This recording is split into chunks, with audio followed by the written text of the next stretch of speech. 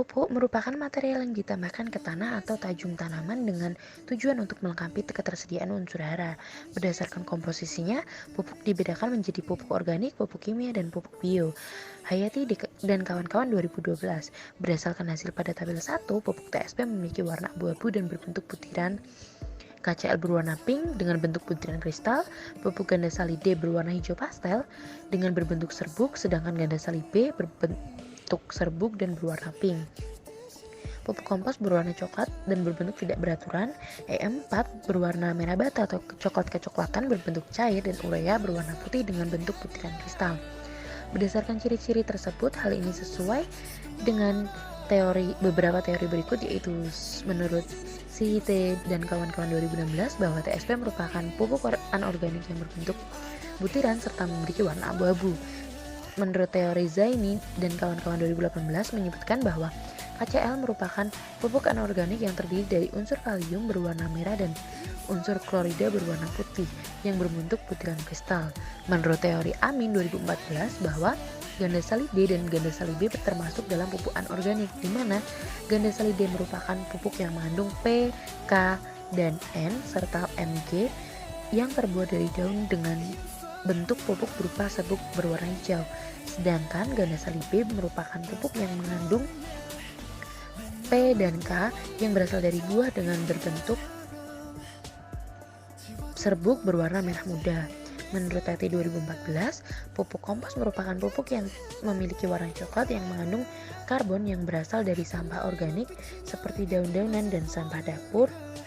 Menurut teori Ekawan dan Alfianisi 2018, bahwa pupuk EM4 memiliki warna coklat kehitaman dan berbau tanah. Dan untuk ciri-ciri pupuk urea sesuai dengan teori Hidayah dan kawan-kawan 2016 bahwa pupuk urea merupakan pupuk kimia yang mengandung nitrogen tinggi yang berbentuk butiran kristal berwarna putih yang mudah larut air. Berdasarkan jenisnya, pupuk yang termasuk ke dalam pupuk kimia yaitu KCl, ganda sali B, dan ganda sali D. Hal ini sesuai dengan Lingga dan Marsono 2008 bahwa pupuk kimia merupakan pupuk hasil proses rekayasa kimia, fisika, dan biologi. Pupuk ini menggunakan tambahan bahan kimia dalam pembuatannya yang kemudian menghasilkan kandungan unsur hara makro untuk tanaman, contohnya seperti nitrogen, fosfor, dan kalium. Sedangkan TSP dan urea merupakan jenis pupuk bioorganik fertilizer. Hal ini sesuai dengan Mulyani 2002 bahwa pupuk bio atau bioorganik fertilizer merupakan pupuk yang tidak mengandung unsur hara seperti N, P, dan K, melainkan jenis mikroorganisme yang memiliki peran dan pertumbuhan tanaman. Pupuk kompos dan pupuk EM4 merupakan pupuk organik. Hal ini sesuai dengan Hayati dan kawan-kawan 2012 bahwa pupuk organik merupakan pupuk yang tersusun dari materi makhluk hidup seperti pelapukan, sisa tanaman, hewan, dan manusia. Pupuk organik dapat berbentuk padat ataupun cair yang digunakan untuk memperbaiki sifat fisik, kimia, dan biologi tanah. Pupuk organik mengandung banyak bahan organik daripada kadar haranya.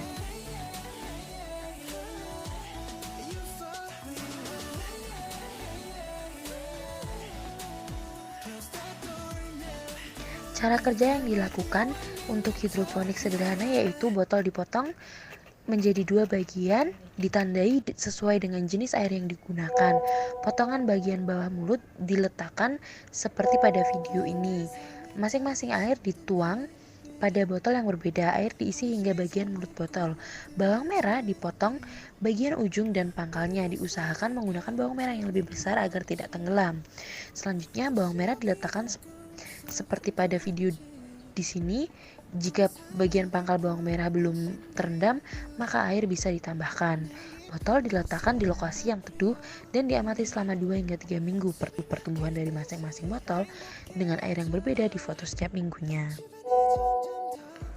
Penggunaan 3 jenis air yang berbeda berguna untuk mengetahui pengaruh dari kandungan mineral dan zat organik terhadap pertumbuhan tanaman hidroponik.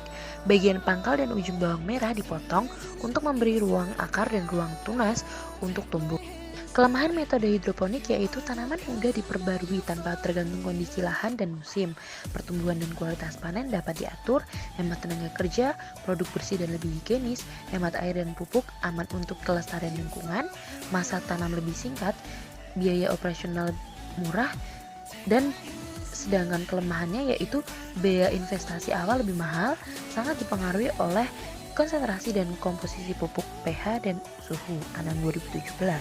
Berdasarkan hasil percobaan hidroponik sederhana pada bawang merah, minggu pertama menggunakan air minum dan air sumur, dan air beras belum terdapat pertumbuhan. Pada minggu kedua, bawang merah pada air minum dan air sumur terdapat pertumbuhan, sedangkan pada air cucian beras tidak tumbuh, bahkan berbau busuk. Pada minggu ketiga, bawang merah pada air minum dan air sumur mengalami pertumbuhan yang cepat, sedangkan pada bawang merah pada cucian beras membusuk. Pertumbuhan bawang menggunakan air mineral memiliki pertumbuhan yang lebih cepat karena air minum telah mengalami beberapa proses untuk menghilangkan senyawa kimia dan beberapa mineral di dalamnya.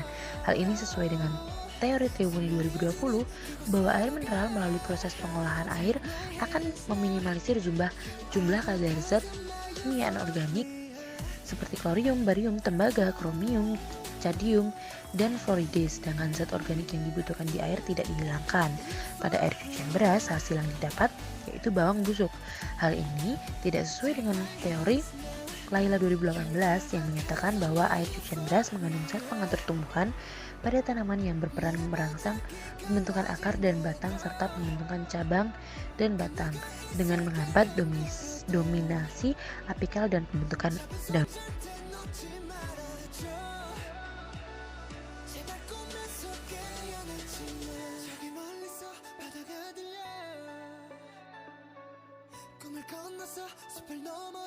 Cara kerja yang dilakukan yaitu sawi putih, mawar putih, dan krisan putih dipotong di bagian pangkalnya dengan gunting maupun pisau.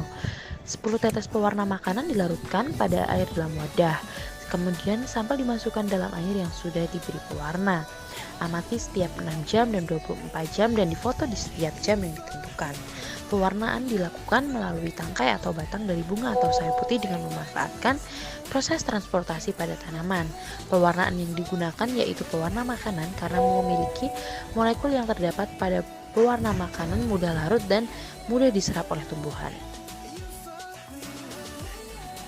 Transportasi tumbuhan merupakan proses pengambilan dan pengeluaran zat-zat ke seluruh bagian tubuh tumbuhan. Pada tumbuhan tingkat rendah, misalnya ganggang, penyerapan air dan zat hara yang terlalu di dalam dilakukan melalui seluruh bagian tubuh. Pada tumbuhan tingkat tinggi atau misalnya sperma atau pita, proses pengangkutan terdiri dari xilem dan floem.